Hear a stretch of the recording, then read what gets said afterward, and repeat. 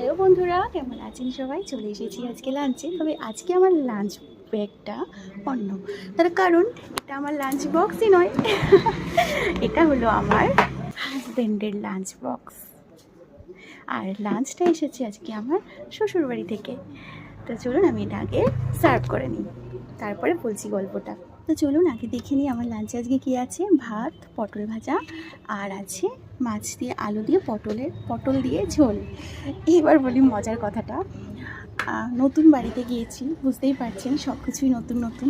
ভেবে পাচ্ছি না যে আমি লাঞ্চ মানে অফিস যে বেরোবো, তো আমি কিভাবে কি ম্যানেজ করব। অত সকালে শাশুড়ি মা কীভাবে রান্না করবেন, আবার আমি লাঞ্চ নিয়ে যাব কীভাবে, সব কিছু নিয়ে আমি একটু টেনশানে ছিলাম। হ্যাঁ, তো সেই ভেবে আমি আমার হাজব্যান্ডকে বললাম সেদিন যে অফিস তো যাব, কিন্তু লাঞ্চটার ব্যবস্থা কী করব বলো তো, কীভাবে কী।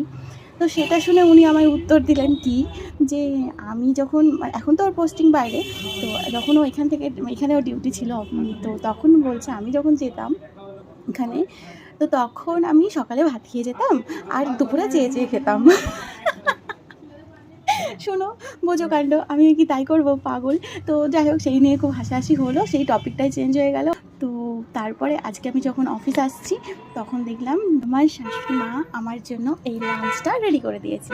সকালবেলা খেয়ে এসেছি এটাই, আবার হচ্ছে আরও অনেক কিছু ছিল তার সাথে, আর তার সাথে আমাকে লাঞ্চটা প্যাক করে দিয়েছে। আজকে আমার লাঞ্চটা সামথিং স্পেশাল।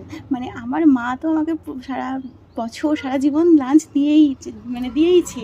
তো আজকের লাঞ্চটা একটু অন্যরকম। তবে হ্যাঁ, আমি তো ডালিয়া খাই, আমার মাও আমাকে, শাশুড়ি মা বলেছেন ডালিয়া কীভাবে বানাতে হবে আমাকে বলে দিও, আমি করে দেবো আমি চিন্তা আছি মায়ের খুব প্রেশার পড়ে যাবে। তো যাই হোক, দেখা যাক সেটা কি হয়, কিন্তু এটাতে আমি ভীষণ খুশি এবং I am getting something emotional also. ভীষণ ভালো লাগছে। আজকে শাশুড়ি মায়ের হাতের লাঞ্চ আমি অফিসে নিয়ে এসেছি। তো এই হলো আজকে মজার গল্পটা। তো চলুন খাওয়াটা স্টার্ট করে দিই। আপনারা কী দিয়ে লাঞ্চ করলেন কমেন্টে কিন্তু জানাবেন। চলি এবার, টাটা।